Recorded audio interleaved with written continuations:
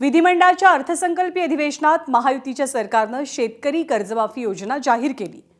याला 4 महिने उलटून गेल्यानंतरही ही योजना अजूनही कागदावरच आहे आणि याच मुद्द्यावरनं विरोधक आणि शेतकरी नेते सरकारला प्रश्न विचारत असताना आता आणखी किमान आठवड्याचा विलंब होणार असल्याचं समोर आलंय। पण या पाठीमागचं कारण काय जाणून घ्यायचं असेल तर पहा आमचा हा स्पेशल रिपोर्ट। राज्यातल्या शेतकऱ्यांना कर्जमाफीची प्रतीक्षा, राज्य सरकारला आयकर विवरणाची प्रतीक्षा, विरोधकांची टीका, सत्ताधाऱ्यांकडून पाठराखण। खरीप हंगाम सुरू झाला असताना सरकारनं जाहीर केलेली कर्जमाफी कधी मिळते याची बळीराजाला प्रतीक्षा आहे। आपला सातबारा कधी कोरा होतो याकडे अल्पभूधारक शेतकऱ्यांचे डोळे लागले असताना त्याला आणखी आठवडाभराचा विलंब होणार असल्याचं शुक्रवारी स्पष्ट झालंय। केंद्र सरकारकडून प्राप्तिकरासंबंधी माहिती मागवण्यात आली असून ती येण्यास आणखी 5-6 दिवस लागणार आहेत। या माहितीची छाननी केल्यानंतरच पात्र शेतकरी शोधून त्यांना कर्जमाफी दिली जाईल।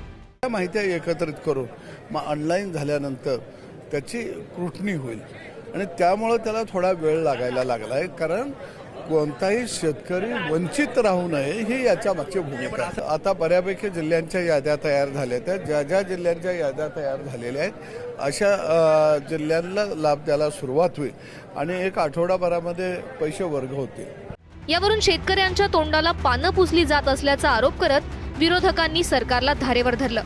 सरकार तारीख पे तारीख देत आहे, याचा अर्थ सरकारचा दिवाळा निघालेला आहे आणि यांना शेतकऱ्यांच्या तोंडाला पानं पुसायची आहे।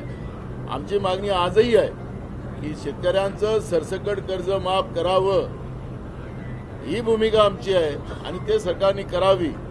सरकार या कर्जमाफीच्या माध्यमातून बँकांचा फायदा करायला निघालेले आहेत। पुण्यश्लोक अहिल्यादेवी होळकरांच्या नावाली जी तुम्ही कर्जमाफी योजना आणलेली आहे, 2019 ही अट काढा। रेग्युलर असणाऱ्या शेतकऱ्याला 50,000वरून 1 लाख रुपये द्या आणि त्याच्यामध्ये असणारी अट 25, 26 आणि 26-27ची ती त्याच्यामधून काढा आणि 10 दिवसानंतर ही तुम्ही योजना लागू करा। पण या अटी न काढता तुम्ही जर सगळ्या गोष्टी फक्त पुढे तिथे ढकलत चाललेला आहात, त्याचे 2 अर्थ निघतात। एक तर तुमच्याकडे आकडाच नाहीये, तुम्हाला माहितीच नाही शेतकऱ्याला खरं कर्जमाफी त्या ठिकाणी किती देणार जाणार आहे, नाही तर दुसरा विषय मुद्दामून तुम्ही ती पुढे ढकलत आहात जेणेकरून तुम्हाला आता पैसे द्यावे लागणार नाहीत। तर कोणत्याही अटी न लादता शेतकऱ्यांचा सातबारा सरसकट कोरा करण्याची मागणी करत माकपचे आमदार विनोद निकोले यांनी विधिमंडळाच्या पायऱ्यांवर आंदोलन केलं। शेतकऱ्यांची कर्जमाफी झाली पाहिजे, परंतु ही 2 लाखाची मर्यादा न ठेवता महाराष्ट्रातील जेवढे पण शेतकरी कर्जबाजारी आहेत त्या सर्वांचे कर्ज हे सरसकट माफ करून शेतकऱ्याच्या मालाला 1.5 हमी भाव द्यावा। त्याचप्रमाणे स्वामीनाथन आयोगाच्या शिफारसीची अंमलबजावणी करावी, तरच या महाराष्ट्र राज्यातील शेतकरी हा कुठेतरी कर्जापासून दूर राहील किंवा त्याचे कर्ज माफ होईल। शेतकरी नेते रविकांत तुपकर यांनी शुक्रवारी मुख्यमंत्र्यांची भेट घेऊन कर्जमाफीबाबत आपल्या मागण्यांचं निवेदन दिलं। मुख्यमंत्र्यांनी आमचं म्हणणं ऐकून घेतलं, काय बदल करतात त्याची वाट पाहू। 8 दिवसामध्ये नाही बदल केले किंवा गंडवागंडवीचा प्रयत्न केला, फसवाफसवीचा प्रयत्न केला सरकारने, तर पुन्हा एकदा महाराष्ट्रातला शेतकरी रस्त्यावर राहील।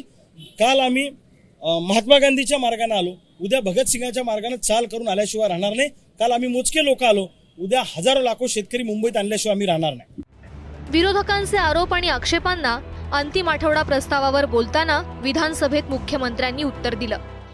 आतापर्यंतच्या योजनांमधली सगळ्यात मोठी योजना ही यावेळची कर्जमाफीची योजना आहे।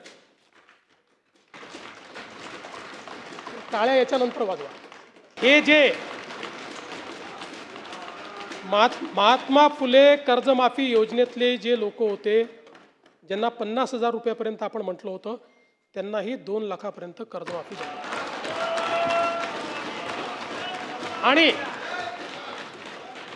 त्यासोबत 26-27चा जो नियम आहे तोही वगळण्यात येईल।